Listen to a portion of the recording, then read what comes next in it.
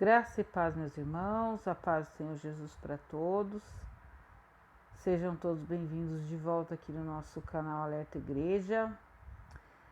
Compartilhe esse vídeo, se inscreva no canal, deixe seu gostei. Hoje eu quero fazer um vídeo, meus queridos, para falar sobre o chamado de Deus e por que as pessoas que são chamadas por Deus, elas resistem tanto ao chamado de Deus. Se você for ver, Moisés é um exemplo, né, de alguém que é chamado, mas que resiste a ponto de Deus até mesmo enviar uma outra pessoa para estar ajudando Moisés. No caso, enviou Arão. Moisés resistia, ele não queria fazer aquilo que Deus estava mandando, porque chamado é isso, né, irmãos? Fazer aquilo que o Senhor está mandando. Nós temos outros também que resistia, que dizia: sou apenas uma criança. E nós temos a parte que eu quero ler hoje aqui, que é os apóstolos. Eu vou tentar resumir o mais rápido, o mais diretamente possível essa mensagem. Eu quero ler aqui com vocês uma passagem que se encontra no livro de Atos dos Apóstolos, capítulo 4. A partir do versículo 27, que fala assim: porque verdadeiramente contra o teu santo filho Jesus, que tu ungiste, se ajuntaram não só Herodes, mas Pôncio Pilatos com os gentios e os povos de Israel, para fazerem tudo que a tua mão e o teu conselho tinham anteriormente determinado que se havia de fazer. Agora, pois, ó Senhor, olha para as suas ameaças e concede aos teus servos que falem com toda ousadia da tua palavra, enquanto estendes a tua mão para curar e para que se façam sinais e prodígios pelo nome de teu santo Filho Jesus. E tendo orado, tremeu o lugar em que estavam reunidos, e todos foram cheios do Espírito Santo e anunciavam com ousadia a palavra de Deus. Glórias a Deus. Então, meus queridos irmãos, nós sabemos que os apóstolos do Senhor não foram escolhidos para ser astros, nem serem famosos. Eles cumpriam um chamado de Deus. Aqui, nessa parte, nesse período que eu acabei de ler, eles tinham acabado de serem soltos pelos principais da sinagoga,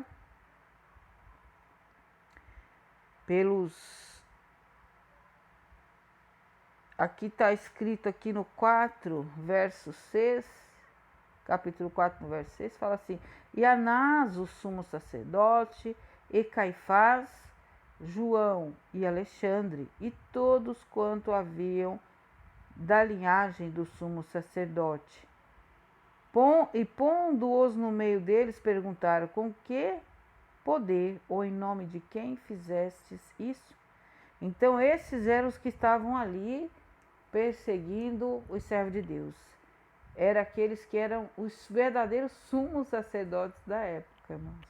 Os verdadeiros sumos sacerdotes da época, que interrogavam o apóstolo Pedro e o apóstolo João acerca do milagre de cura que eles tinham feito. E eles tinham sido presos, eles tinham sido açoitados, ameaçados. E ali, depois de serem soltos e proibidos-se de falar no nome de Cristo, aqui eu faço uma reflexão com você. Começa assim esse vídeo, meus queridos. O que é o chamado de Deus para você? E eu faço essa pergunta porque hoje nós temos muitos chamados estranhos no meio evangélico. Uns sendo chamados para a fama, para o estrelato, para receber a glória que é devida ao Senhor Jesus. E o Evangelho de Deus, o Evangelho de Jesus Cristo, ele confronta muitas das vezes esse Evangelho novo. O Evangelho novo, ele tem sabor de mel. E nele está determinado que você não vai chorar mais. Muitas das vezes tem pessoas que vêm para a igreja com o intuito, muitas das vezes, de receber aquilo que esse louvor aí que eu citei, esse hino, música, não sei, eu não gosto, de que estar numa igreja é estar em um palco, estar sendo ouvido dentro de uma igreja é estar num palco, e que aqueles que estão ali sentados ouvindo eles, muitas das vezes são pessoas que tentaram derrotar ele, mas acabaram derrotadas por ele, né?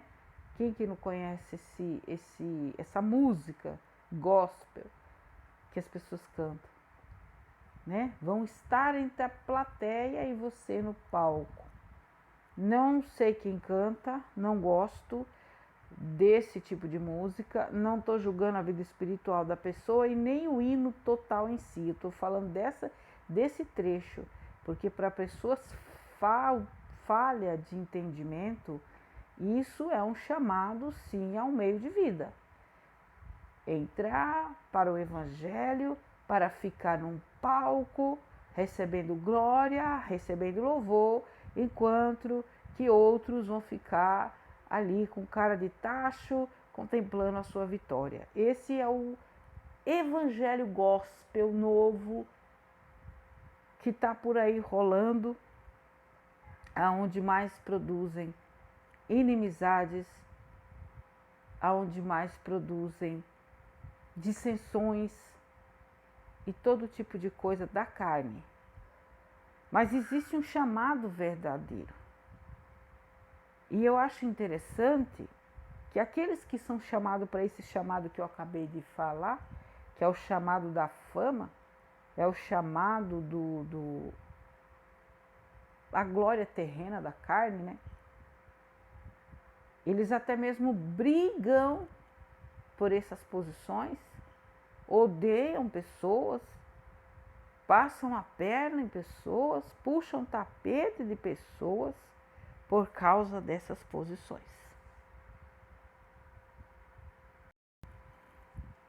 Por quê? Porque isso é interessante.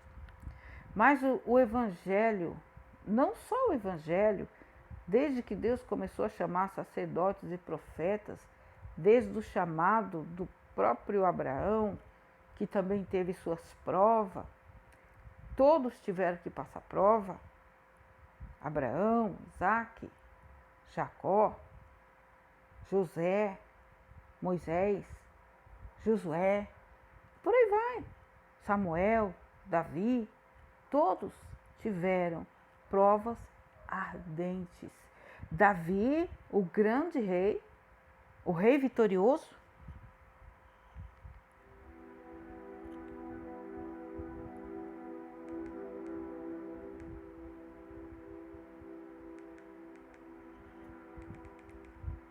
o rei Davi, existe salmo dele que ele diz todas as noites: eu molho o meu travesseiro com lágrimas.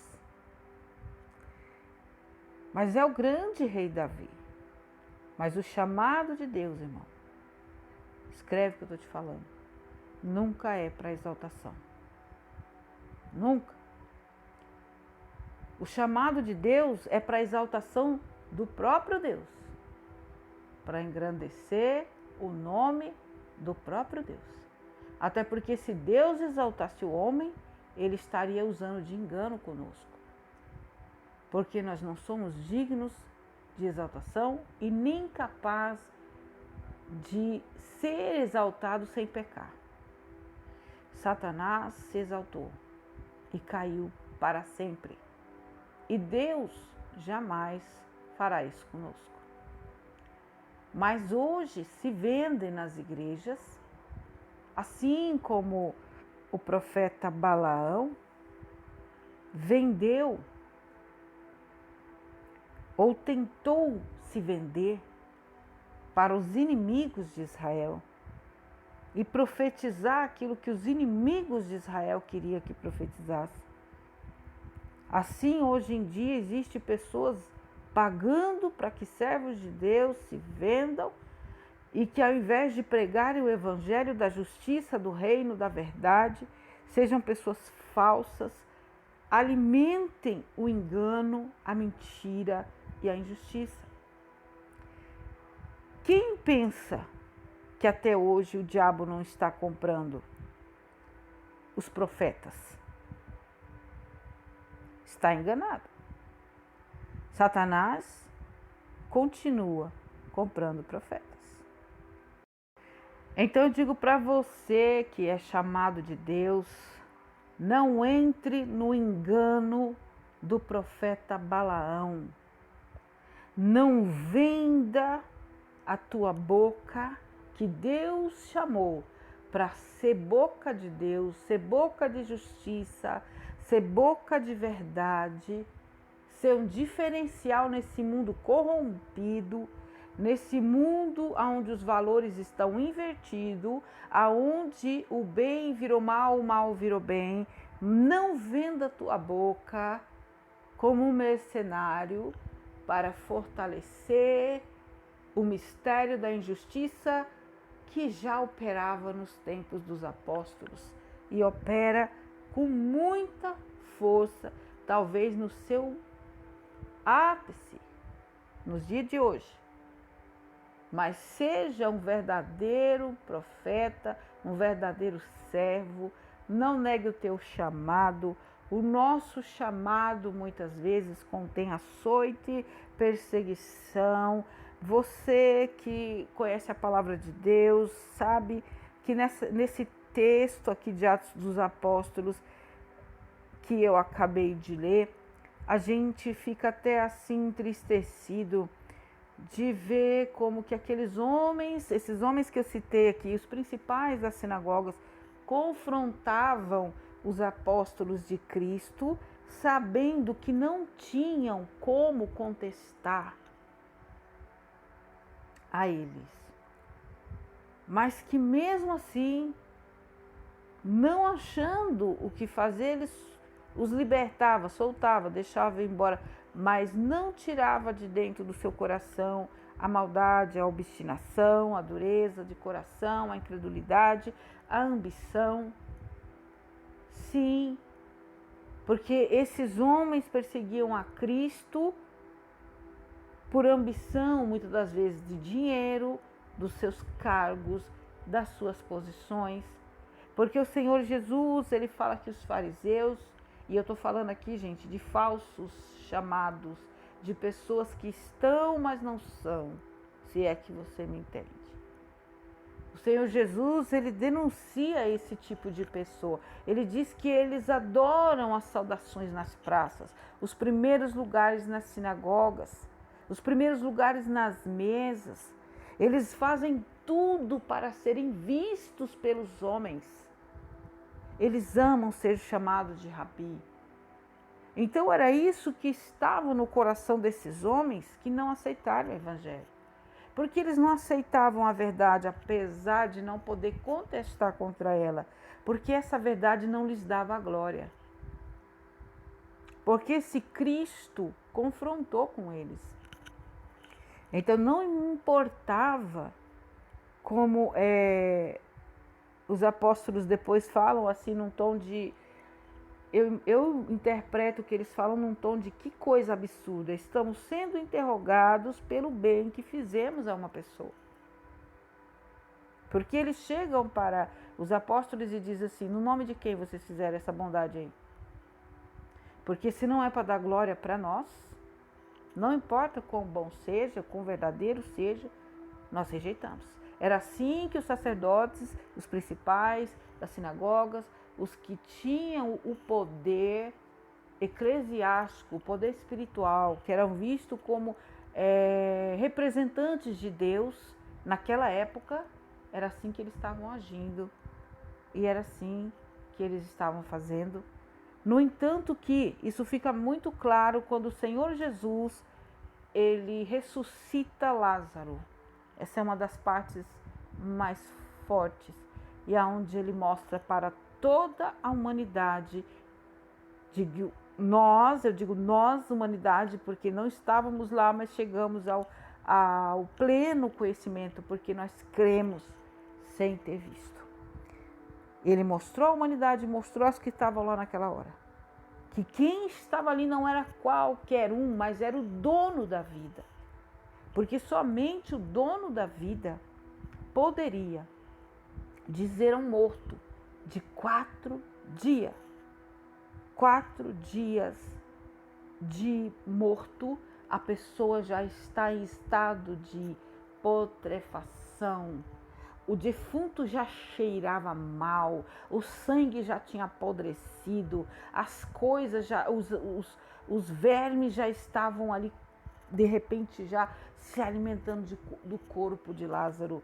E eu digo para você que o dono da vida mostrou para todos que ali estavam: quem está aqui não é qualquer um, mas é aquele que criou os céus e a terra. Ele diz para aquele homem que já estava morto depois de 4 dias: Lázaro, vem para fora. Aleluia! Mas antes de ele falar, Lázaro, vem para fora, ele fala com o pai e diz: Senhor, eu dou-te graças. E para que eles saibam. Sabe por que Jesus fala isso, irmãos? Porque não é dado ao homem morrer e ficar ressuscitando. O normal é a pessoa morre e depois disso segue-se a vida, o juízo, segue-se ao inferno, segue-se ao paraíso, mas não ressuscitar mais. Mas Deus ali fala com o Pai para que eles saibam, ou seja, com o propósito de que eles saibam que não é qualquer um que está falando, mas eu, a quem tu enviaste. E o Senhor Jesus diz: Lázaro, saia para fora. E a Bíblia diz que o morto saiu tendo os pés e as mãos ligadas. E muitos dos que ali estavam prostraram-se imediatamente e disseram: só o Senhor é Deus. Aleluias! Grande é o Senhor. Mas, irmãos, outros que ali estavam,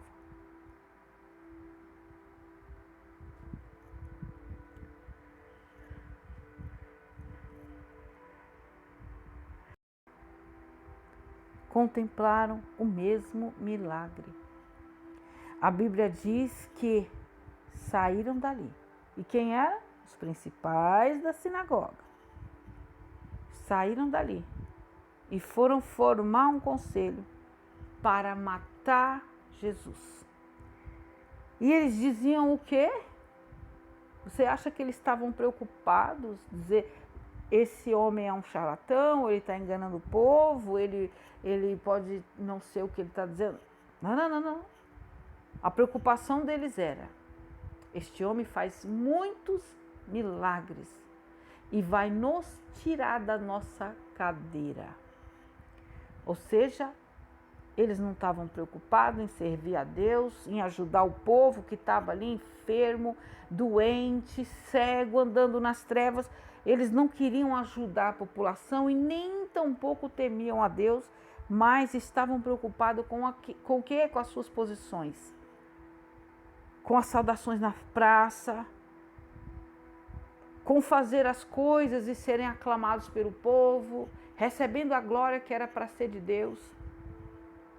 Esta era a preocupação daqueles homens e esta é até hoje a preocupação dos falsos líderes e daqueles que se colocam como chamado de Deus, mas que ao invés de serem fiel ao Evangelho do Senhor Jesus, eles começam a se vender ao prêmio de Balaão, começam a vender a sua boca para amaldiçoar aquilo que Deus não amaldiçoa.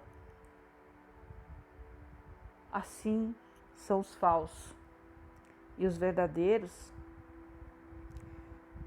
Para os verdadeiros eu deixo esse texto que eu acabei de ler.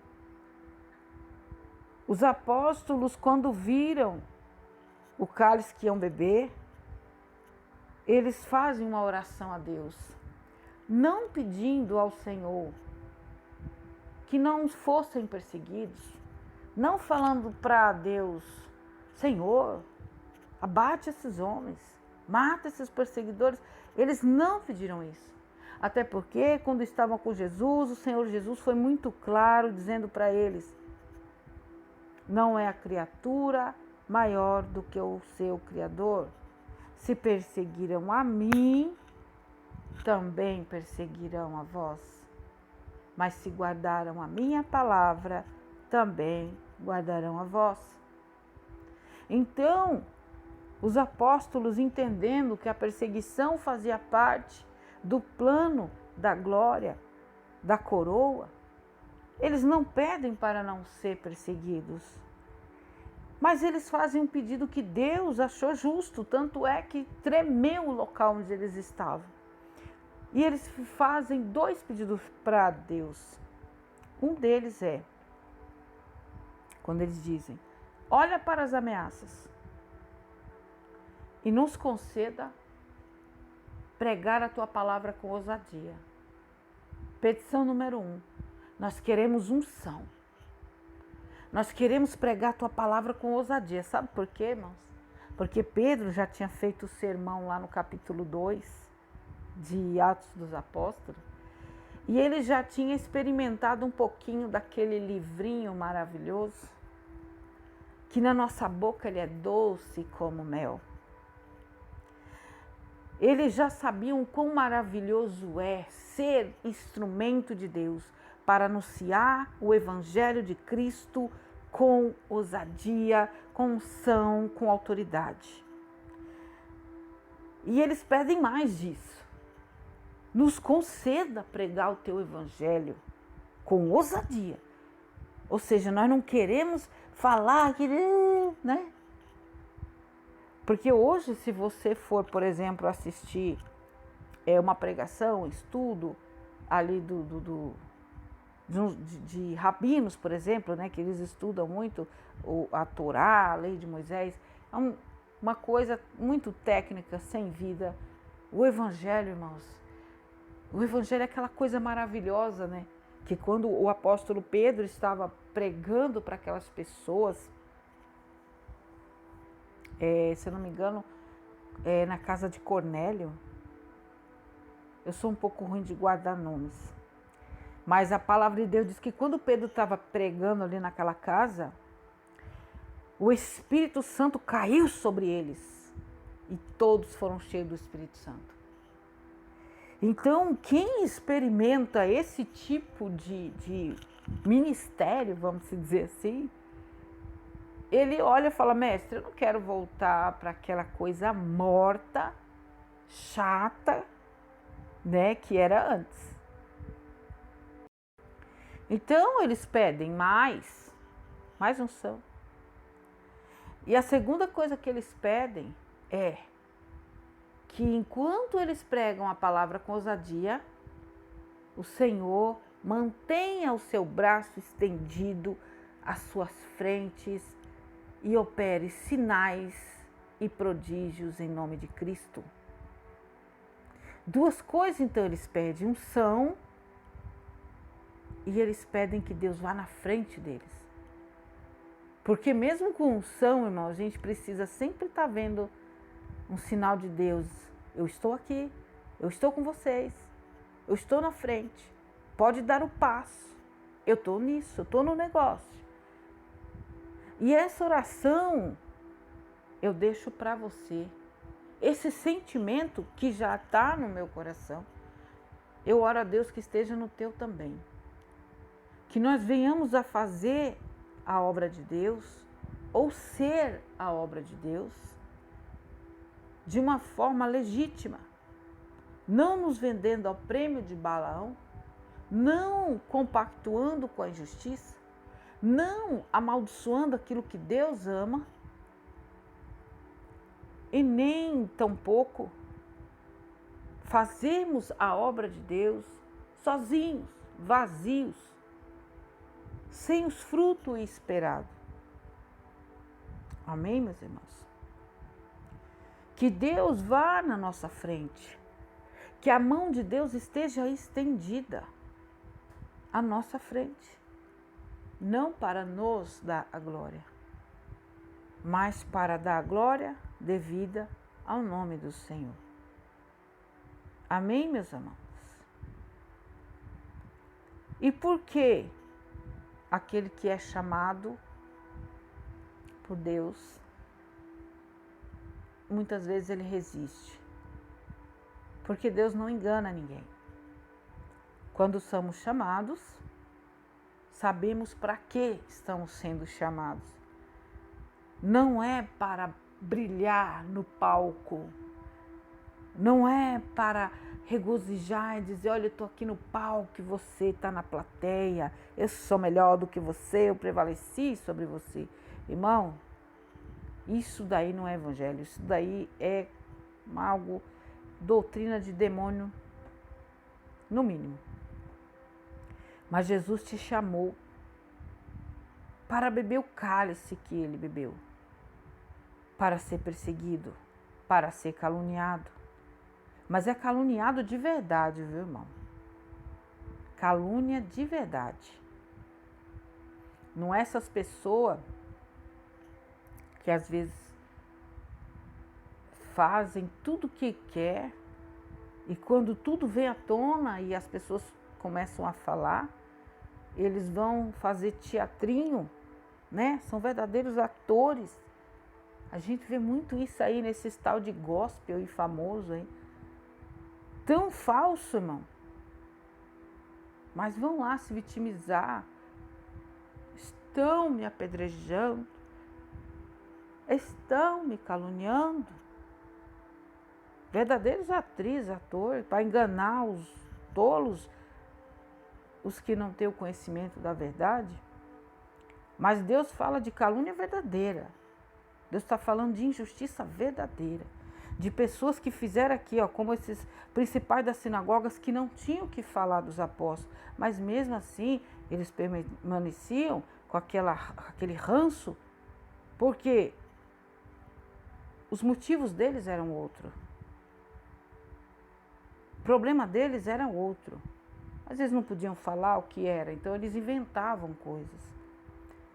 Mas nós somos chamados muitas das vezes para ser caluniados injustamente, perseguidos injustamente. Eu não sou uma pessoa perfeita. Eu busco cada dia melhorar, cada dia cai, levanta, cai, levanta. Mas há coisas que eu passei na minha vida que foi Deus me ensinando. Foram erros meus que eu assumo diante de quem precisar assumir. Eu assumo. Só que existem coisas que são calúnias. Eu já passei por calúnia. Eu sei o que é uma pessoa se levantar e mentir descaradamente contra você para tentar te difamar. Isso é uma coisa muito desagradável, dá uma sensação de revolta dentro da gente, uma vontade de gritar para as pessoas, dizer, eu não sou isso. Essa pessoa, por algum motivo, ela está tentando me difamar. Mas, pelo Espírito de Deus e o conhecimento que a gente tem da palavra, a gente se lembra das palavras do apóstolo Paulo. Aprendi a me regozijar das minhas aflições. Agora, se alguém me calunia, Eu dou glória a Deus, porque os caluniados são os filhos de Deus. Os filhos das trevas recebem tapinha nas costas. Não é assim que Jesus ensinou? Ai, daqueles a quem todos falam bem, porque eles já têm o que? O seu consolo. Mas bem-aventurados sois vós, quando vos injuriarem e mentindo disserem todo mal contra vós. Regozijai-vos e alegrai-vos, porque grande é o vosso galardão. Então eu deixo essa palavra para você nessa noite. Servos de Deus, Igreja de Cristo, se você tem sofrido, se você tem padecido, você sente o peso da chamada, não desista, não se entristeça, se alegre. E se você tem resistido, é porque você tem consciência que você não está sendo chamado para fazer uma coisa que vai ser muito bem recebida pela sociedade, por exemplo. Porque se alguém chegar aqui e me chamar e dizer, olha, eu queria te contratar para fazer um trabalho aqui de entregar cestas básicas aqui no bairro, para você visitar casas e distribuir benefícios às famílias, eu ia, que legal, porque eu sabia que ia ser muito bem recebida por todas as pessoas.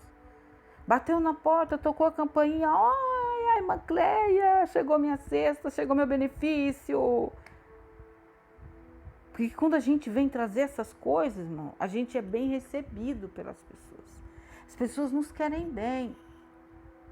As pessoas ficam alegres, elas anseiam pela tua chegada. E Deus também nos faz condutores de boas novas, claro. Como não? O Evangelho de Cristo é morte? Não. Mas tem aquela restriçãozinha. Tem momentos que a gente precisa falar algumas coisas que já não são bem-vindas. Aliás, nunca foram, né?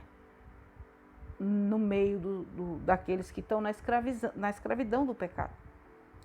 Então a gente tem que entender que ser porta-voz do Evangelho de Jesus, às vezes você vai levar boas novas. Às vezes você vai chegar com as coisas boas ali.